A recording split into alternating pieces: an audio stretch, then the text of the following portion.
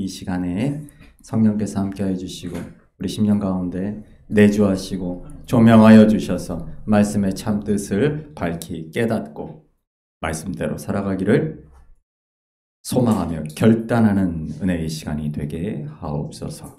예수님의 이름으로 기도합니다. 아멘. 할렐루야. 네. 매주 예배가 기대가 됩니다. 네. 경배와 찬양의 시간이 기대가 되고요. 또 성가대의 찬양이 기대가 되고요. 대표 기도, 기도자의 기도가 기대가 되고요. 또한 함께 하나님의 말씀을 받들어 읽는 예배 말씀 봉독 시간이 기대가 됩니다. 또한 헌신하여 하나님 앞에 큰 제물로 올려드리는 봉헌의 시간이 또 기대가 됩니다. 여러분들 기대가 되시죠? 네. 우리의 기대보다 하나님이 더 기대하실 것으로 믿습니다. 또 하나님이 더 기뻐하실 줄 믿습니다. 오늘 우리가 함께 나누는 학개의 말씀을 지난 시간과 오늘 이후에 나누는 말씀이 좀 달라집니다. 지난 시간까지는 바벨론 포로 이전까지의 준엄한 심판에 대한 경고의 말씀을 우리가 함께 나눴죠. 그리고 오늘 학개, 그리고 다음 주 스가랴, 그리고 말라기까지는 포로 이후의 이야기입니다. 그러니까 70년 포로 기간이 그 가운데 있었던 것이죠. 유다 왕국, 남왕국 유다 왕국 멸망하기 전까지 끊임없이 선지자들을 통해서 말씀하시죠. 우리가 지난 시간에도 스바냐를 통해서 봤고, 그전에는 하박국을 통해서 봤고, 예레미야를 통해서도 봤고, 계속 쳐들어온다. 바벨론이 내려온다.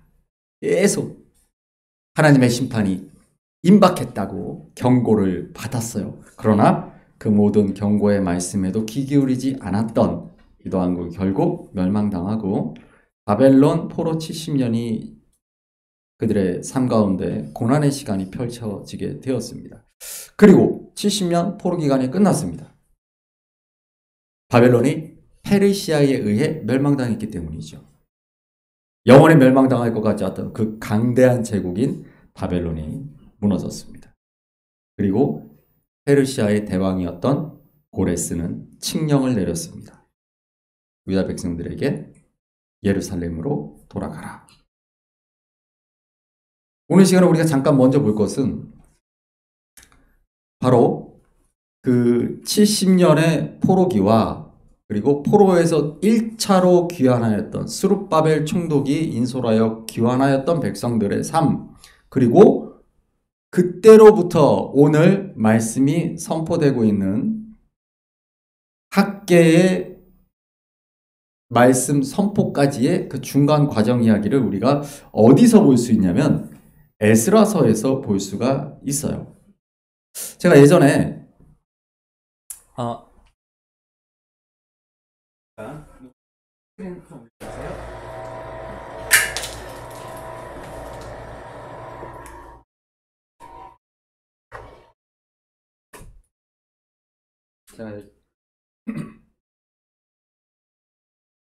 여러분 구약 성경이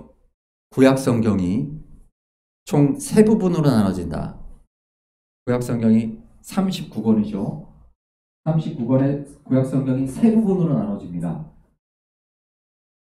첫 번째가 역사서, 그리고 시가서, 그 다음에 선서, 예언서. 그렇죠. 구약 성경의 순서는 무슨 순서다라고 말씀드렸습니까? 시간순이다. 세순으로 배치되는 거예요. 창세기부터 에스더까지. 그런데 맨 마지막에 있는 에스라, 느헤미야, 에스더는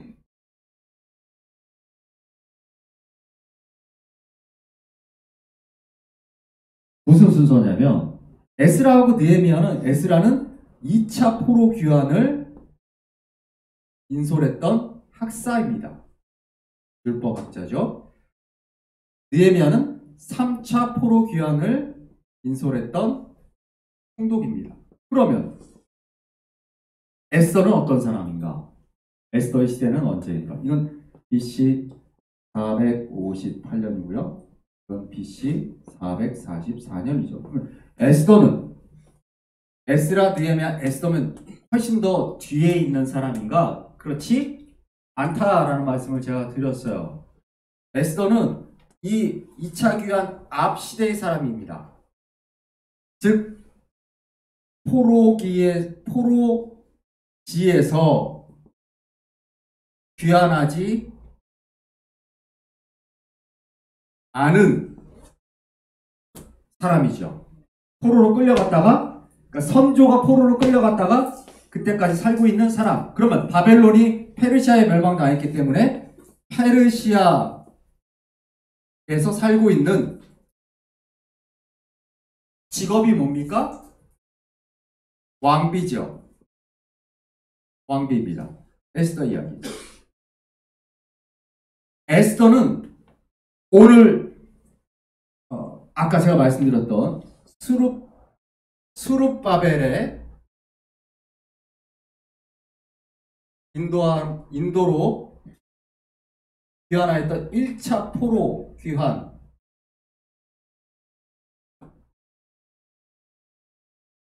대략 538년부터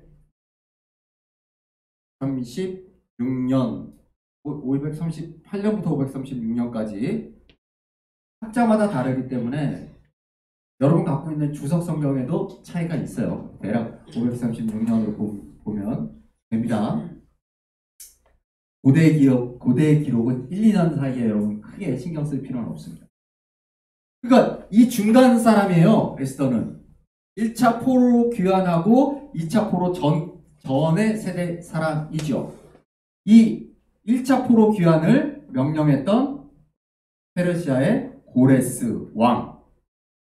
두 번째 왕의 이름은 성경에 나와 있는 순서대로 하면 다리오 왕. 다리오. 세 번째 왕이 아하수에로. 네 번째 왕이 아닥사스다. 우리 성경에 이렇게 페르시아 왕들의 족보가 나오는데 1차 포로 귀환한 건 고레스 때예요. 2차 포로, 3차 포로가 진행된 건 아닥사스다 때 얘기입니다. 에스더는 직업이 뭐라고요? 윤진이 에스더 직업이 뭐라고? 왕비. 왕비는 뭐 하는 사람이야? 왕의 아내지. 어떤 왕의 아내일까? 그렇지. 아하수에로 왕의 왕비입니다. 우리가 일반적인 역사에서 크세스 지난번에 말씀드렸죠? 영하 300 이렇게 보기 좋은 스파르타 군사들이 페르시아랑 싸우는 이야기. 그게 그 영화 주제, 그 스토리죠. 그 시대예요. 아하수에로 왕 때입니다. 그러니까 아닥사스다 왕 때 있었던 2차 포로, 3차 포로 귀환 전에 이야기죠. 그러면 오늘 학계 이야기는 어느 때 이야기일까? 여러분 1장 1절. 학계에 우리가 2장을 봤는데요. 1장으로 한번 잠깐 넘어가 볼게요. 학계 1장 1절을 읽습니다. 시작. 제2년 여섯째 달 그 달 초하루에 여호와의 말씀이 선지자 학계로 말미암아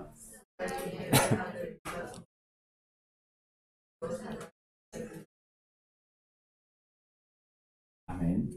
자, 그러면 오늘 우리가 읽고 있는 이 학계의 이야기는 언제 무슨 왕?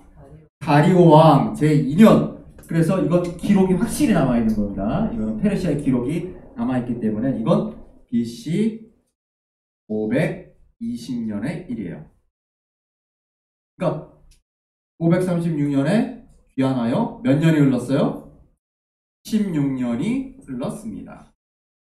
여러분 이걸 기억하시면 됩니다. 제가 아까 말씀드렸던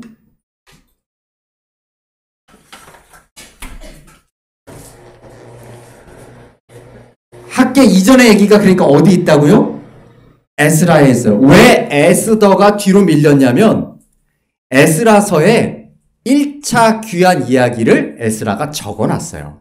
네, 그래서 에스라는 2차 귀환 때 사람이지만 1차 귀환 때 이야기를 에스라서에 적어놨기 때문에 에스라, 느헤미야가 후대 사람이지만 훨씬 더 에스더보다 앞에 배치된 거예요. 왜냐하면 에스라하고 느헤미야는 원래 한 권이었어요. 그렇게 생각하시면 돼요. 에스라와 느헤미야는 동역자입니다. 동역자예요. 오늘 우리가 읽어보게 될 학개서에 나오는 스룹바벨과 여호수아 대제사장이 동역자였어요. 정치와 종교. 똑같이 에스라와 느헤미야도 정치와 종교, 총독 느헤미야와 학사 에스라가 함께 동역을 해서 예루살렘 무너진 성벽을 짓게 되죠. 바로 그 이야기를 우리가 볼 텐데, 우리 에스라서 말씀을 잠깐 봅니다. 에스라 1장 1절에서 2절이에요. 에스라 1장 1절 말씀인데, 여러분 에스라서를 한번 펴보십시오. 에스라서 펴보세요. 네. 아까 말씀드렸죠? 훅 넘어가서 시가서를 넘어가서 네, 거의 역사서 거의 끝부분에 에스라서가 있어요. 네, 1장 1절 2절 한번 볼게요. 네.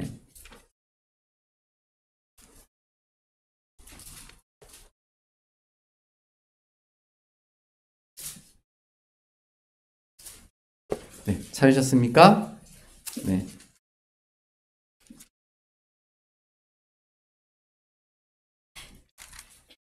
네. 1장 1절 2절 한번 읽어볼게요. 시작. 바사왕 고레스 여호와께서 예레미야의 입을 통하여 하신 말씀을 이루게 하시려고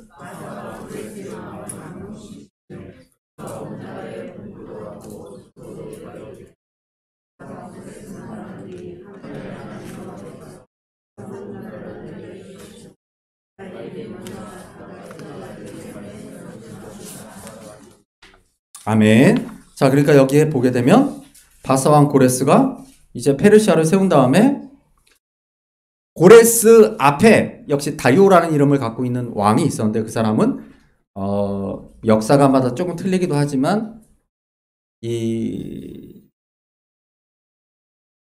고레스의 장인이었다. 네, 더 정확하게 얘기를 하면 메디아하고 페르시아가 연합을 해서 바벨론을 무너뜨리는데 그 메디아의 왕이었어요. 그 메디아 왕의 사위가 돼서 그 두 나라가 힘을 합쳐서 바벨론을 무너뜨리는데 장인어른에게 한 2년 정도 왕의 자리를 형식상 예우상 드리게 되고 그 후로부터는 이제 고레스가 자기의 왕가를 세우게 됩니다. 그래서 다니엘서에 보면 그래서 다리오라는 이름이 거기 나와요. 그러니까 그 역사를 혼동하시면 안 되고 고레스를 그래서 정식적인 페르시아의 일대 황제라고 보는 겁니다. 근데 그 고레스가 페르시아 왕 고레스가 원년에 여호와께서 예레미야에게 주신 말씀을 지키기 위하여 예레미야에게 70년 포로 예언을 하게 하셨죠. 그래서 보내시는 거예요. 이제 너희가 예루살렘 성전을 건축하라. 우리 3절 말씀 보면 네. 읽어볼까요? 이스라엘 하나님은 너희 중에 그의 백성 된 자는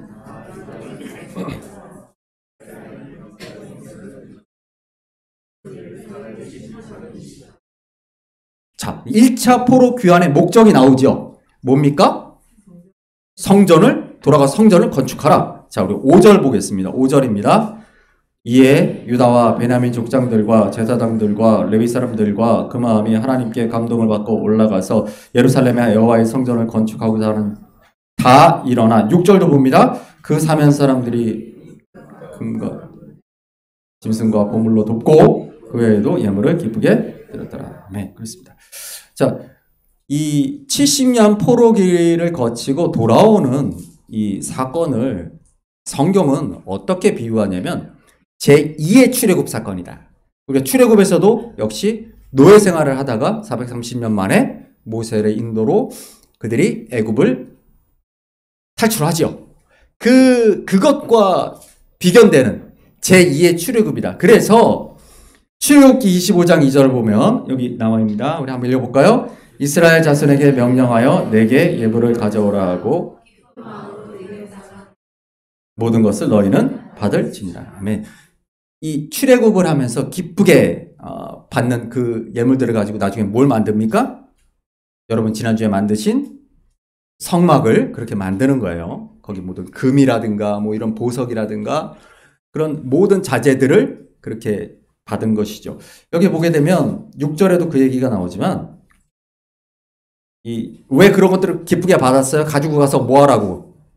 성전을 지으라고 다 준 거예요.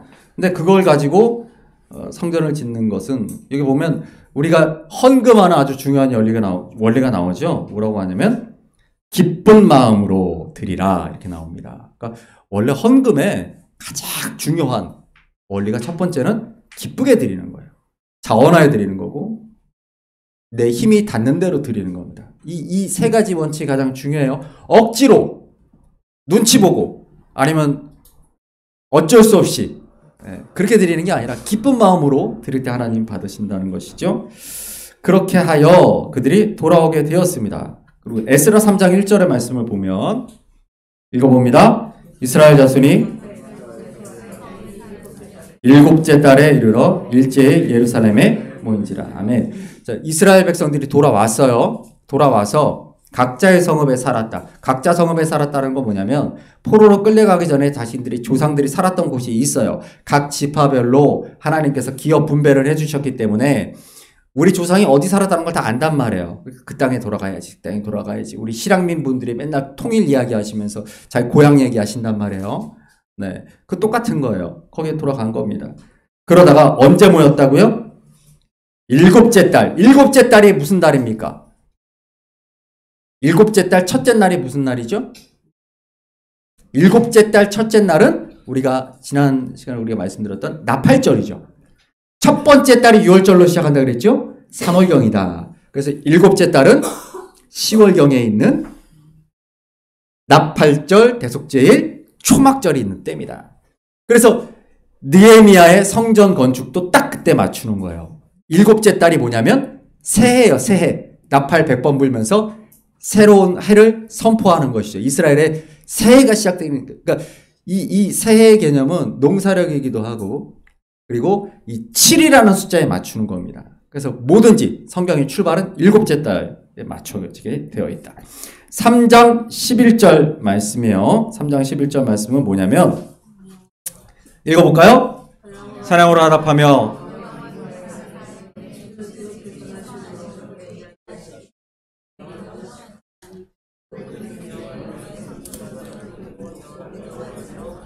기꺼이 부르며 아멘. 자, 이게 뭐냐면 드디어 이들이 돌아와서 뭐 했다고요?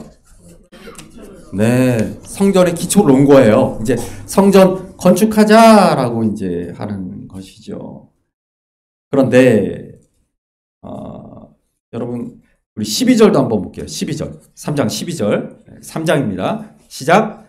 제사장들과 12절. 레위 사람들과 나이 많은 족장들은 첫 성전을 보았으므로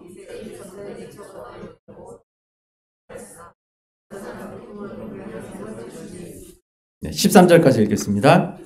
백성이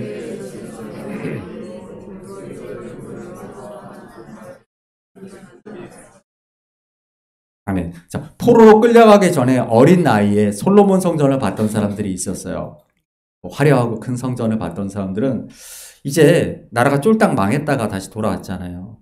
다시 짓게 되니 얘 어떻게 과거 솔로몬의 영광의 그 시대처럼 질 수 있겠어요? 그러니까 초라한 거예요. 그러니까 대성통곡을 하는 것이죠.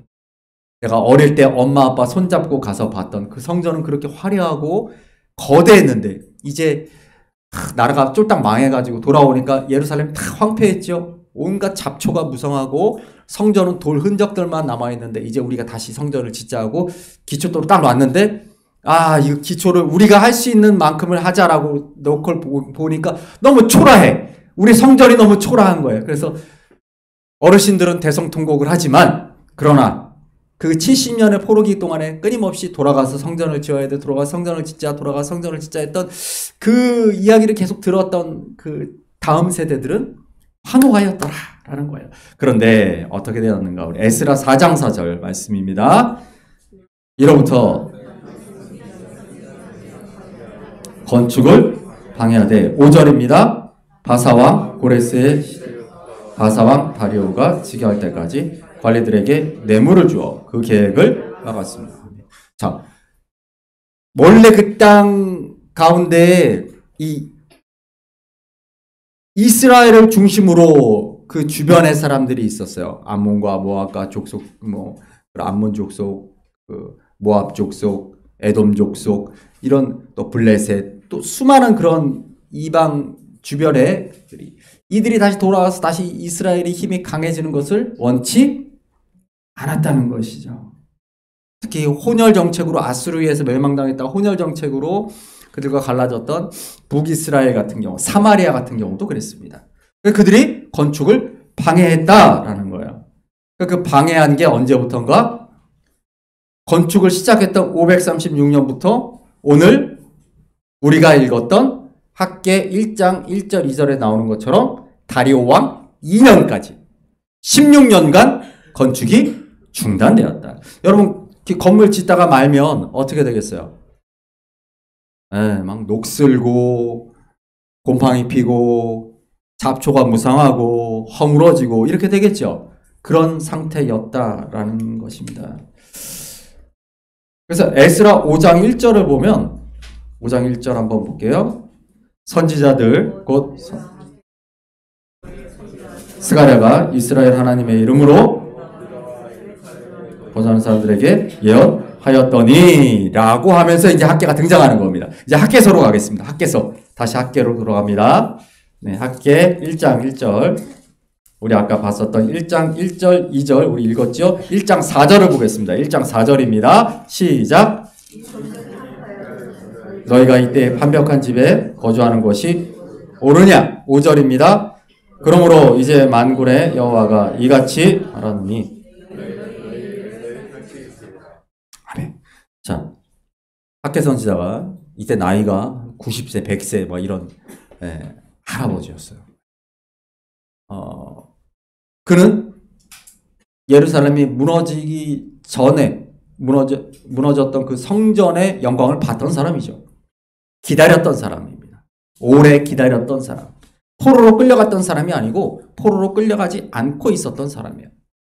이제 포로 귀환하여 이제 다시 성전이 지어지나 했더니 여러 가지 방해로 인하여서 멈춰 있었다라는 거예요. 그런데 중요한 게 있어요. 뭐냐면 4절의 말씀을 보게 되면 4절과 5절의 말씀을 보게 되면 외부의 요인만이 문제가 아니다라는 걸 우리가 알 수 있어요. 그렇죠? 이 성전이 황폐하였거늘 어떻다고요? 너희가 판벽한 집에 이 판벽하다라는 말은 뭘까요? 여러분 읽을 때 무슨 느낌이 듭니까? 판벽한 집이라고 하면 성전은 무너지고 황폐했는데 너희는 좋은 집에 살고 있구나. 정확한 뜻은 뭐냐면 세포닌이라는 뜻인데 뭐냐면 이 판벽한 집이라는 그 원어의 의미는 뭐냐면 지붕이 있다는 소리예요. 그러니까 성전은 지붕이 없는데 비를 다 막고 있는데 너희는 지붕 밑에 살고 있구나 이런 뜻이에요. 원어의 의미를 보게 되면 학개가 이런 이야기를 하는 과정 가운데에서 백성들과 충돌하는 이야기들이 나오는데 문제는 이런 거예요. 뭐냐면 생각해 보시죠. 무너져서 멸망당해서 70년간이나 그렇게 들짐승들이나 오가던 그 예루살렘을 무너졌던 땅을 다시 일구고 다시 집을 짓고 살아간다는 게 얼마나 힘들겠습니까? 그렇죠? 우리 어르신들 옛날에 전쟁 이후의 삶을 한번 생각해 보십시오. 얼마나 힘들었던 삶이에요. 재건한다는 건 너무 어려운 것입니다. 그러다 보니까 어떻게 보면 이 백성들은 이런 얘기를 하는 것이죠. 지금은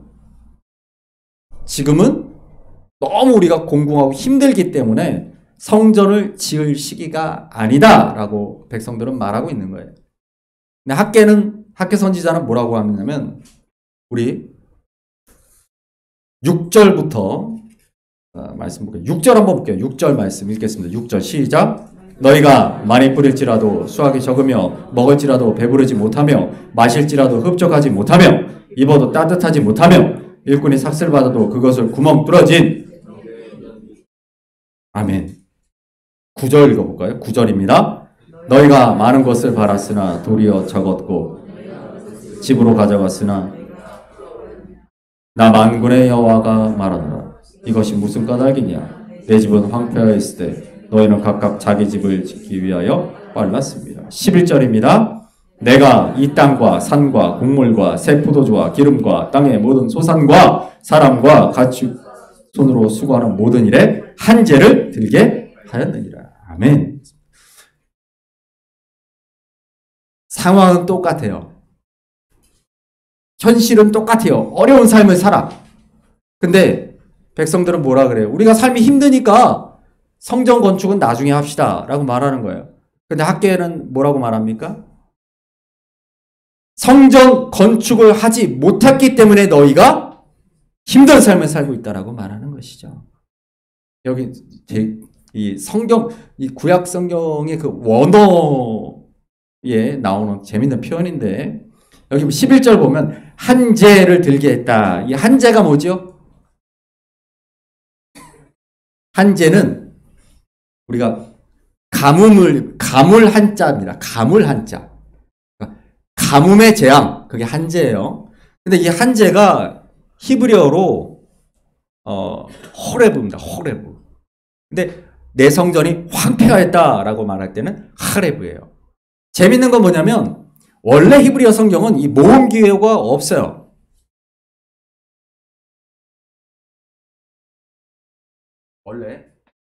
원래 히브리어 성경은 자음만 있어요. 모음이 없습니다. 그래서 보고 여러분들이 목사님 이게 무슨 얘기예요? 하고 저한테 이렇게 히브리어를 갖고 오시면 제가 읽지 못합니다. 왜요? 모음 기호가 없거든요. 그러니까 이건 나중에 학자들이 찍어놓은 거예요. 네, 이렇게 발음하라. 100% 정확하지는 않아요. 네, 근데 이렇게 발음하는 거예요. 근데 여기 보면 이 위에 붙으면 이게 오 발음이고 아래 붙으면 아 발음이에요. 이건 하레브라고 읽고 저거는 호레브라고 읽습니다. 중요한 건 뭐냐면 같은 자음을 이게 구약 성경의 이 기록자들이 라임을 맞춘 거예요. 네, 기억하기 쉽게 하기 위해서 라임을 일부러 맞춘 겁니다. 하나님의 전이 하레브 하니까 너희들의 삶이 호레브 한 것이다 이렇게 얘기하는 거예요. 기억하라. 하레브가 호레브를 불러온다라는 이야기를 하고 있는 거죠. 너희들의 신앙이 하레브 하니까 너희들의 삶이 호레브 한 것이다 라고 말하는 거예요.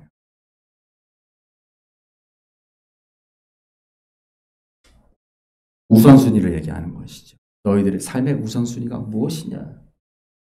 신앙을 너희들의 삶의 최우선순위로 삼아야 한다라는 얘기를 하는 거예요. 다른 일을 다 하고 여유가 생기고 시간이 생기면 그때 주의 일을 하는 게 아니고 주의 일을 함으로써 너희들의 삶에 여유가 생기고 너희들의 삶에 하나님 부어주시는 은혜와 축복이 있을 것이다 라는 말씀이겠죠. 여러분 이것이 성경에서 우리에게 전하는 아주 중요한 메시지입니다. 우리의 삶의 최우선순위가 어디 있느냐는 것이죠. 우선순위가 어디 있느냐. 그래서 이 말씀을 통해서 학계가 백성들의 그런 빗나간 열정, 이기적인 삶 이런 것들을 고발하는 말씀이에요. 그래서 아까 읽었던 그런 하나님의 그러한 심판이 너희들에게 임했다라는 것을 보여주고 있는 것이죠. 성전을 하레브하게 두었기 때문에 내 삶에 호레브가 덮쳤다라는 것입니다. 내 삶의 우선순위를 바로 세울 수 있어야 한다는 것이죠. 신앙인은 그래서 삶의 우선순위를 분명하게 세울 수 있어야 합니다. 우리 1장 7절 8절 말씀 한번 잠깐 읽어볼까요? 1장 8절 말씀 한번 볼게요. 1장 8절입니다. 너희는 산에 올라가서 나무를 가져다가 그럼 내가 그것으로 말미암아 뭐라 했느냐. 아멘. 여러분 산에서 나무를 가져다가 열왕기상 5장 10절부터 쭉 보시게 되면 솔로몬이 성전 짓는 이야기가 나와요. 레바논에 백향목과 잣나무, 그리고 외국에서 큰 돌들, 우리가 지금 하면 이태리, 대리석 이런 것들을 다 가져다가, 그리고 외국의 건축 전문가 이런 사람들을 다 초빙에다가 짓습니다. 최대한 화려하게 지어요. 그런데 지금 학계는 뭐라 그래요? 너희가 산에 올라가, 그러니까 뒷산에 가서 보잘것없는 나무들, 보잘것없는 나무들.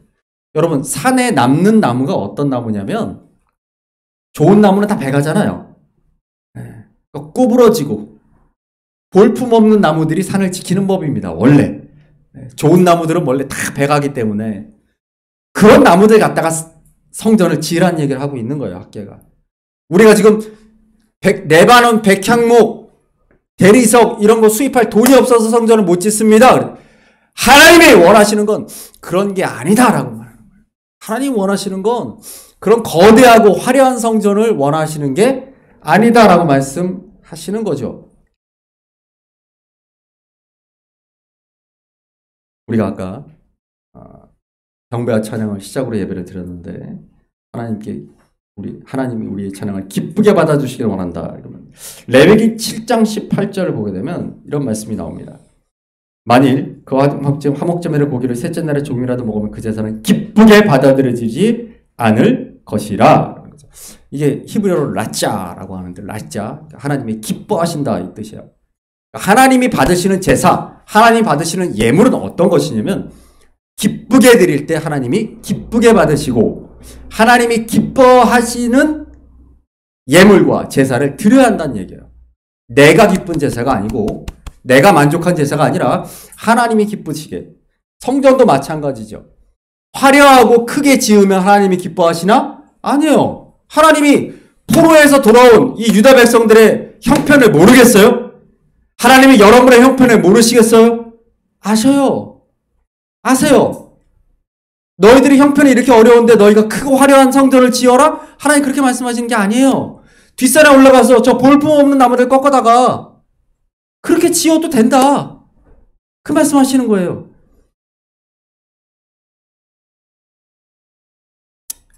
여러분, 우리가 말씀을 함께 읽길 원하는데요. 1장, 우리가 읽었던 1장 8절 말씀에 뭐라고 말씀하십니까? 내가 그것으로 말미암아 기뻐하고 또 영광을 얻으리라. 여러분, 우리가 착각한다기보다는 우리가 잘 이해하지 못하는 말이 있어요. 하나님이 영광 받으신다라는 말인데, 하나님 영광 받으신다, 영광을 얻으신다, 이 얘기가 무슨 뜻이냐면 하나님의 영광을 보인다라는 말이에요. 무슨 뜻이라고요? 하나님의 영광을 보인다. 여러분, 이거 잘 기억하십시오. 이거 신앙생활에서 가장 중요한 얘기입니다. 하나님께 영광을 드린다, 하나님 영광을 얻으신다라는 말은 하나님의 영광을 보인다는 거예요. 누가? 내가 하나님께 영광을 돌려드립니다라는 말은 무슨 뜻이냐면, 나를 통하여 하나님의 영광을 보이신다는 얘기예요. 하나님의 백성이 그들의 삶을 통해 하나님께 영광을 돌린다라는 것은 나를 통하여 하나님을 모르는 이들이, 모든 열방이 하나님의 영광을 보는 것, 그게 하나님께 영광을 돌리는 거예요. 무슨 말씀인지 아시겠죠? 하나님이 영광을 얻으신다라는 말, 그 말의 더 큰 의미가 뭐냐면, 내가 나를 통해 하나님께 영광을 보여드린다는 말이 무슨 의미냐면, 하나님이 나에게 구원과 번영과 복과 평안을 주신다는 얘기예요. 믿으십니까? 그러므로 하나님이 영광을 나타내시는 거예요. 아, 하나님이 살아계시구나. 아, 하나님이 하나님의 백성에게 역사하시는구나. 나를 통하여 드러내므로 다른 사람들이 하나님의 영광을 보게 하는 것, 이것입니다. 여러분, 그러니까 이게 가장 중요한 부분이죠. 뭐냐면, 성전을 왜 지어요? 여러분, 아까 우리가 얘기했던 데서 멈춰버리면, 크게 우리가 성전을 열심히 짓자, 하나님 일에 충성하자, 열심히 신앙생활 하자, 거기서 끝나버립니다. 근데 학계 메시지는 그게 아니에요. 성전을 지어야 하는 이유가 있어요. 성전을 지어야 하는 이유. 그 성전을 통하여서, 그 제사를 통해, 예배를 통해 하나님이 하나님의 영광을, 즉 우리 오지호가 하나님께 받아야 할 복과 은혜와 평강과 위로를 오지호가 누림으로 오지호의 주변의 사람들이 지호의 하나님이 저렇게 큰 은혜를 베푸시는구나. 때때로 우리 유나가 힘들고 어려운 일을 겪을 수가 있어요. 그리고 그 힘든 일을 겪을 때 다른 친구들은 절망하고 낙심하고 상처 입고 쓰러지겠지만 유나는 왜 쓰러지지 않을까? 왜 낙심하지 않을까? 왜 상처받지 않을까? 유나가 믿는 하나님이 유나의 마음을 위로하시는구나. 그 마음 가운데 평안을 주시는구나. 그래, 믿지 않는 사람들이 유나를 통해 하나님의 영광을 본단 말이에요. 그 일을 하기 위해 성전을 지으라라고 말씀하시는 거예요. 제발 내가 너희들의 삶에 역사할 수 있도록 너희가 나를 도와라 라는 말씀이에요. 무슨 뜻입니까? 동역자가 되라는 말씀이죠.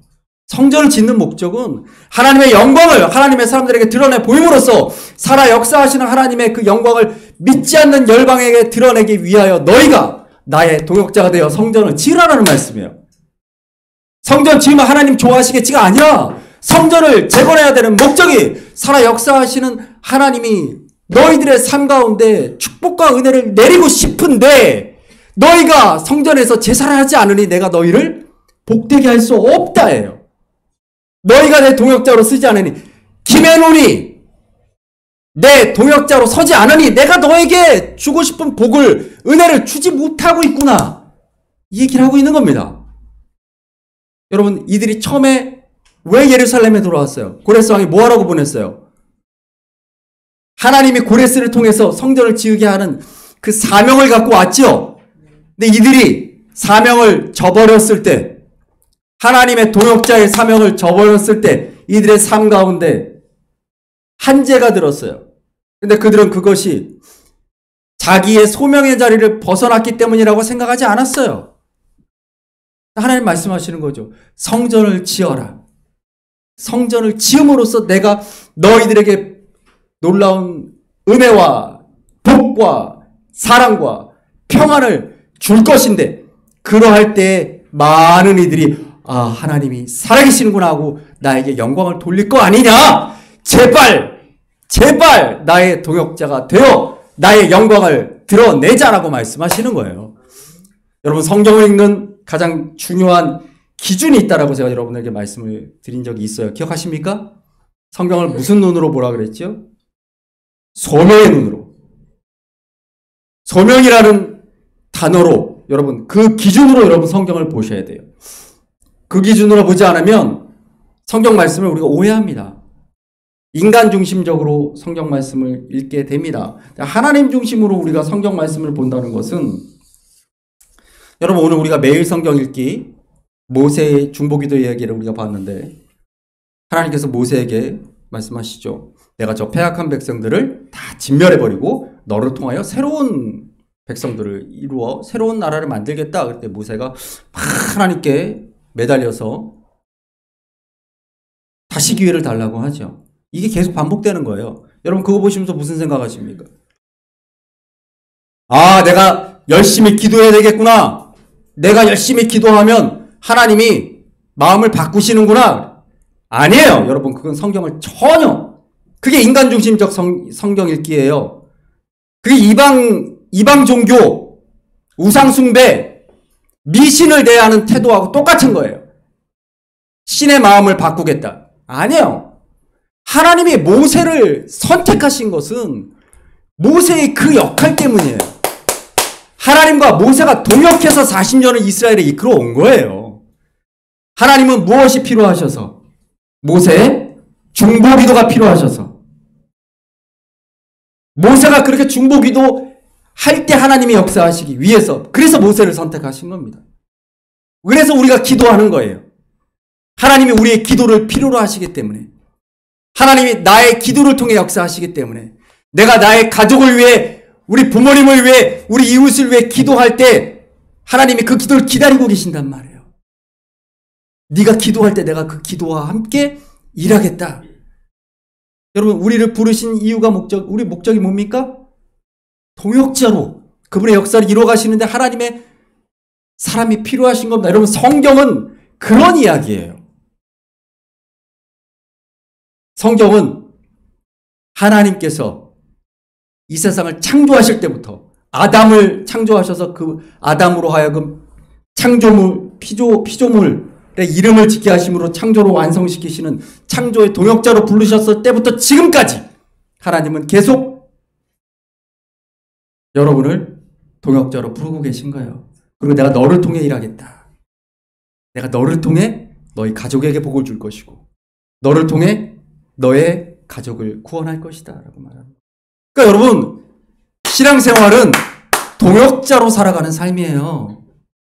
그 동역자의 삶은 우리가 금요일날 보았던 것처럼 하나님 나라에 우리의 복을 쌓는 일입니다. 그러니까 여러분, 신앙생활은 내가 구원받았으니까 천국행 티켓을 받았어, 이게 아닙니다.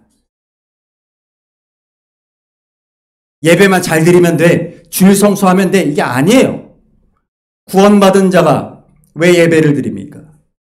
우리 삶에 예배를 통하여 우리 성막 만드셨죠? 말씀을 먹고 기도를 올리고 우리의 죄를 씻고, 그런 과정들이 다 하나님과 동역하는 과정이에요. 그런데 일은 안 하고 매일 먹기만 하면 어떻게 되겠습니까? 자동차가 운행을 안 하고 매일 기름만 넣으면 어떻게 되겠습니까? 똑같은 것이죠. 예배는 우리가 하나님의 동역자로 서기 위해 하나님의 백성들에게 주신 하나님과의 만남의 시간이죠. 그렇다면 더 중요한 우리의 소명, 우리의 창조의 목적, 그것을 기억해야 될 줄 믿습니다.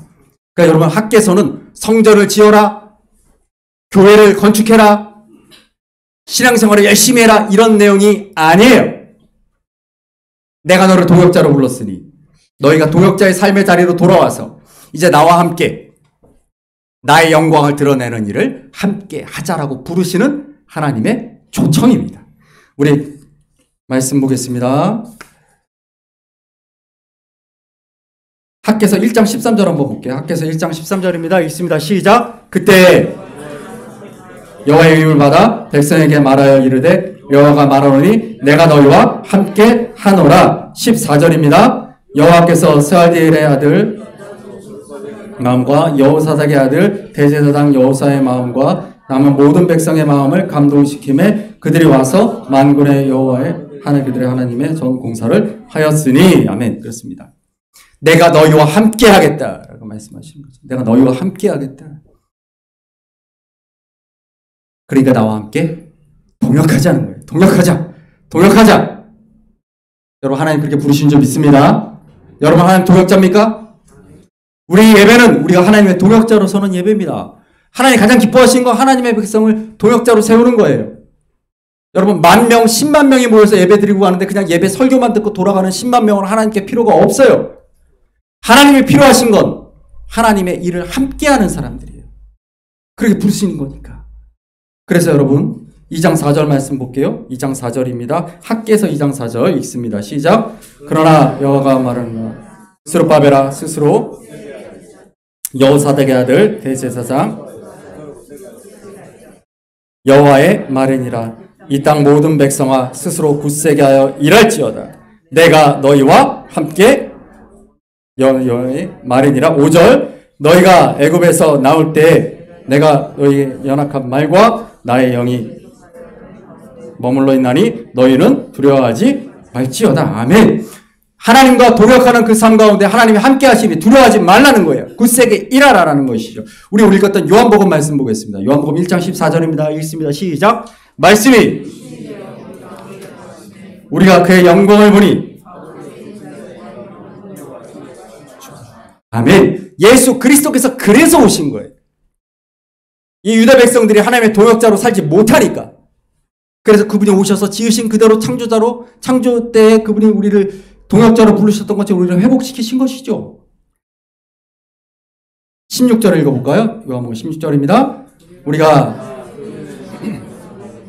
은혜 위에 은혜로라. 아멘. 이 은혜 위에 은혜라는 말이, 여러분, 은혜 위에 은혜를 이렇게 쌓는다는 내용이 아니에요.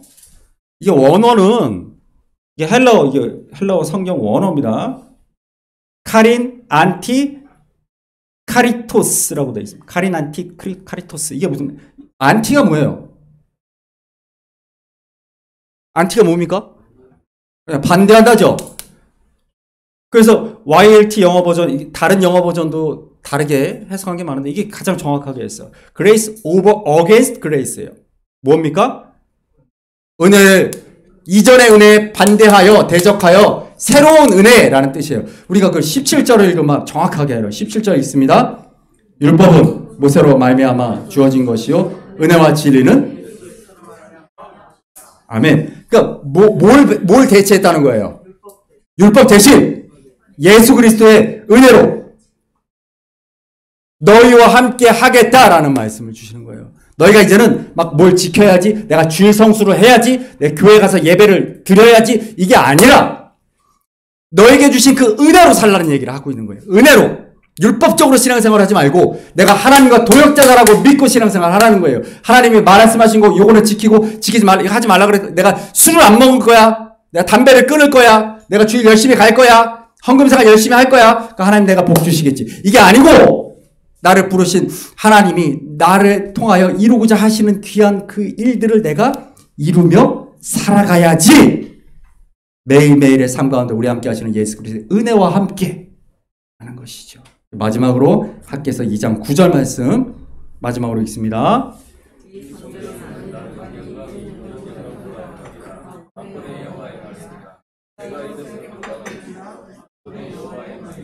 아멘.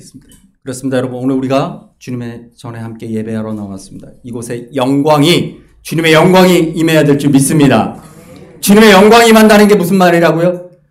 여러분이 하나님의 은혜와 복과 사랑과 평화를 받음으로 여러분을 통하여 모든 이들이 하나님의 살아계신 하나님의 놀라운 영광을 보게 하라라는 것이죠.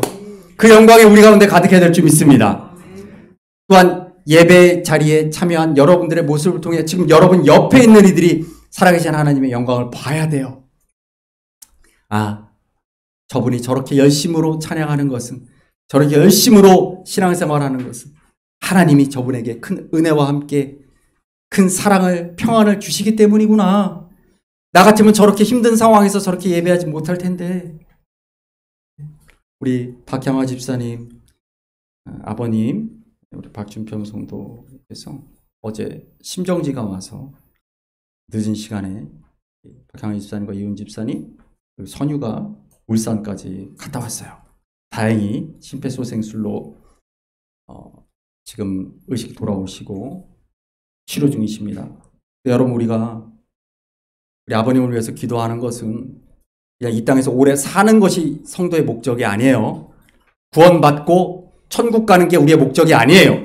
구원받은 백성이 하나님의 동역자로 살아가는 것이 우리의 목적이 돼야 돼요. 우리의 기도의 제목은, 저의 기도 제목은 그거예요. 우리 박준표 성도님 영접 기도하시고 하나님 나라도 바라보신다면 이제 건강하게 단 하루라도 하나님의 동역자로 그렇게 살아가시고 하나님께 영광 돌리고 하나님의 영광을 나타내는 그러한 삶을 사시기를 그래가 기도하는 것입니다. 여러분도 그렇게 기도해 주시기 바랍니다. 오늘 이 시간 우리가 함께 찬양할 텐데요. 여러분 주보 결단 찬양